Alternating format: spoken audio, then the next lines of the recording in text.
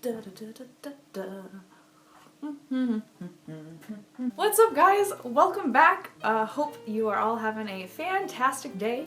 I am back yet again with another cosplay story time because you guys seem to like those, so let's get right on into it. This is the time that I bled during a photo shoot, and it was gross and embarrassing and just overall not a fun time, but like most things that happen during cosplay, they're not a super fun time. It makes for a great story afterwards, hence why I'm gonna share it with you guys all of you guys today. Anyway, that being said, I feel like important disclaimer, trigger warning. I'm not gonna be showing any photos obviously, but if the mention of blood coming out of people's bodies makes you really uncomfortable or triggered or just generally grossed out, then please don't watch this video. Please go watch something else that won't make you feel upset. I really don't want you guys to feel upset. It's totally fine if you guys don't watch this video. There'll be another one next week and the week after that if all goes according to plan. Anyway, you can join me again some other time for another cosplay story that does not involve blood. So with that out of the way, let's get right on into the story. So this took place the day after Van Isle Comic Con, which I have a vlog from, which I will link up here in case you're curious. The thing about Van Isle Comic Con is that it was just a one-day event, but it was very special because a whole bunch of my friends that are all from different areas of the West Coast, we all decided to travel to the same location to go to this con together. All of us, we don't see each other a whole heck of a lot, so since we were all going to be in the same location and it was only one-day con, we thought, why not book off the Monday after the con, make it a two-day thing, and then we'll have that whole day for like hanging out and photo shoots, and it'll be a fun time. So this particular instance took place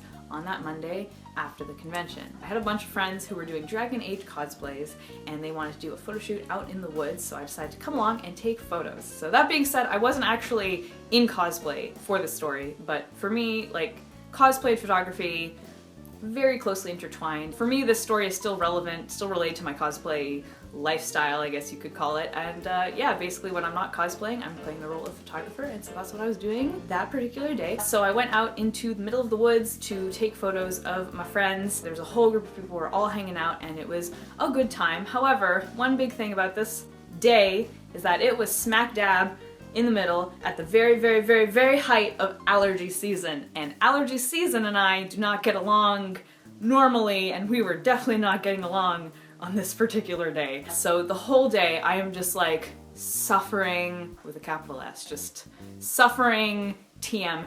Everything was itchy, all my sinuses were just bad, and I was constantly sniffling. It was like anybody who suffers with allergies, just picture the worst allergy season day you've ever had. That's what I was having that day. And the thing is that the days leading up to this photo shoot day were totally fine in terms of allergies. Like, I was good, and then for some reason, just out of nowhere, it was just like the worst allergy day ever. Bad allergy season day, surprise, happy cosplaying. Of course, we're in the middle of a forest to do this Dragon Age shoot, so that probably didn't help being surrounded by nature and pollen and all that fun stuff. All this was happening, but I was like, all right, gonna power through, gonna take some cool photos of my friends. It's all going to be fine. Now, the other thing about this year's allergy season that is important to know is that not something that's happened to me at all in the past, but this year was just special and different. I got nosebleeds a lot. But the thing about nosebleeds, I think anybody who has had a nosebleed is very well familiar. It usually starts with a nice little trickle. Okay, this is what I mean when I talk about blood coming out of people's bodies. Okay, kind of gross. Starts with like a little trickle, you know, out of your nose, and then you have time to be like, oh no,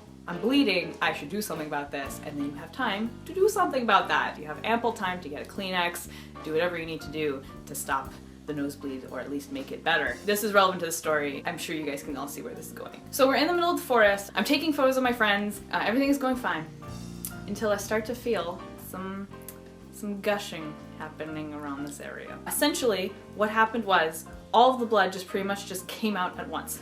Just boom, instant nosebleed. So this is the last thing, of course, that I am expecting, and so I can feel basically the entire lower part of my face just instantly covered with blood. So I drop my camera, but I don't actually drop my camera, it's still around my neck. So I drop my camera and instantly cut my hands over my face, and I'm just kind of standing there, like in total shock. Because not only is this a very gross thing to have happen, it's completely out of nowhere, it's a complete surprise, but half the people there are really close friends of mine. These are friends that I've known for a very long time, we've hung out a lot, we know each other really well. And so if I suddenly, you know, have blood all over myself coming out of my nose, they're not gonna think too much of it, they're gonna be cool with it. The other half of these people, however, this is probably my second or third time ever hanging out with them in real life. Like, we've chatted online, we know each other well, like through our online presence, but like, we haven't hung out in real life a whole heck of a lot. So when you're around people who you don't know as well, the last thing you want is to suddenly be covered in your own nose blood. Like, that's not a great kind of first, second, third impression. I'm very embarrassed to suddenly have all this blood coming out my nose in front of them. So like, it's this mix of like shock and embarrassment that I'm just like instantly covering my face and I'm just frozen there. Everyone's kind of confused about what's happening, but then they kind of catch on, so everybody's trying to find Kleenexes, but then I realize that I have Kleenexes, so I run over to my backpack. At this stage, the entire lower half of my face is covered in blood, and my hands are covered in blood.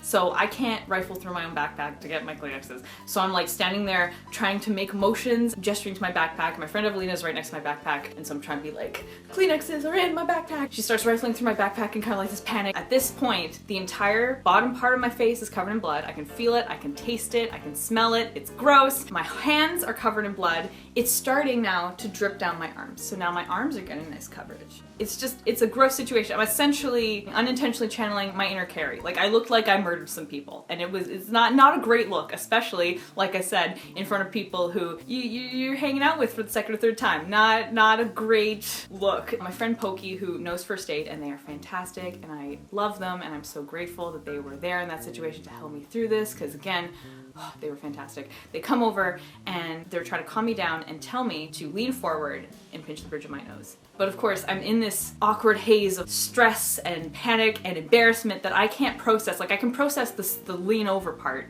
but I can't process the pinch the bridge of your nose part. Like, I can't remember where the bridge of my nose is. That's how frozen I was in this whole situation. That's how much this messed me up. Eventually, they get me to sit down and they have me leaning forward to let all the nose drip out my blood. All the blood drip out of my nose. That's what you're supposed to do. I never knew that. I never knew that you weren't supposed to actually lean back. You're never supposed to lean back. You're supposed to lean forward and let all of it drip out. And then, of course, pinch this to try and stop the artery. So they have me sitting in the middle of this forest, leaning forward, blood dripping out of my nose. Again, in front of a whole group of people. It's embarrassing. I mean, I'm sure like all of them are probably watching. They're like, don't worry, we didn't feel like you shouldn't be embarrassed, but like, I was embarrassed. So all the blood dripping on my nose. Since I can't figure out where the bridge of my nose is in this whole situation, my friend Pokey is pinching the bridge of my nose for me. My face is covered in blood, my hands are covered in blood, my arms are covered in blood. It's getting a little bit on my pants, and now there's this nice puddle of my blood collecting on the floor of this forest. So when I say blood everywhere, I mean it. And of course I can taste it, it's in my throat. I can smell it. It's just the whole package. It was not fun. And of course, it's in the middle of allergy season. So like, I still have all my allergy symptoms, plus just a nice orchestra of just the feel, smell, and taste of blood. It was not great. But eventually, my friend Evelina finds my Kleenexes. I'm able to clean myself up. My friends were fantastic in this situation. They assured me not to be embarrassed or anything. They were telling me their own stories about how they had crazy nosebleeds and that it's nothing to be ashamed of. They were fantastic. So that made me feel a whole lot better, and this situation would have been a heck of a lot worse if I hadn't had them around. So I'm so grateful for all of them. Everything worked out in the end, but still definitely an experience that I could have gone without, but it could have been a heck of a lot worse. I'm glad I wasn't in cosplay for this one. I'm glad that I was the photographer, because I could not have dealt with it if I had been in cosplay. Like, if I'm just gross in my normal casual clothes, that's fine, but if you're, done up in your cosplay that you worked really hard on, that would have been even worse. Anyway, so there you go. That's the time that I unintentionally channeled my inner Carrie in the middle of my friend's photo shoot. But yeah, it all worked out. Pokey actually took over and they started taking photos so that I didn't have to worry about the camera bumping against my nose, because like, that obviously didn't help the whole situation.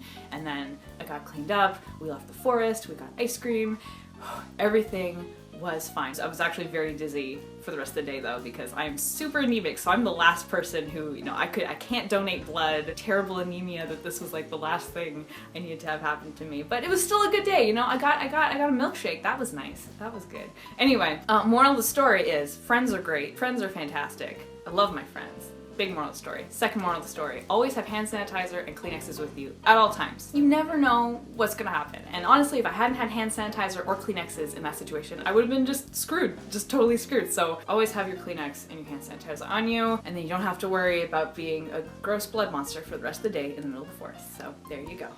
Fun times. Good moral. Anyway, that's my story for you guys. this week. Has this ever happened to you guys? I hope it hasn't, because it's really unpleasant, so I hope this has never happened to any of you guys, but goodness forbid that it has. Please let me know in the comments and we can commiserate together, because I don't know, it's therapeutic hearing your guys' stories. Again, I'm not always able to reply to people, but I do give hearts out wherever I can, and I do read all of your comments and all of your stories that you write. Another little side note that I'm going to put in here, because I do get questions a lot about which con are you going to next, do you go to this convention, etc, etc. My next convention is going to be exactly 1 week from now. It's going to be Anime Revolution in Vancouver, so if you guys are there, you want to come and say hi, please feel free to. I love saying hi, I love meeting new people, I love that whole thing. It's my favorite thing about conventions. It's definitely the socializing. But anyway, yeah, if you guys want to come up and say hi, I would love to meet y'all. If I don't see you then, I will see you guys in my next video. But until then, Panda Faces, as per usual, take care and always have Kleenex and hand sanitizer handy. Alright, bye guys!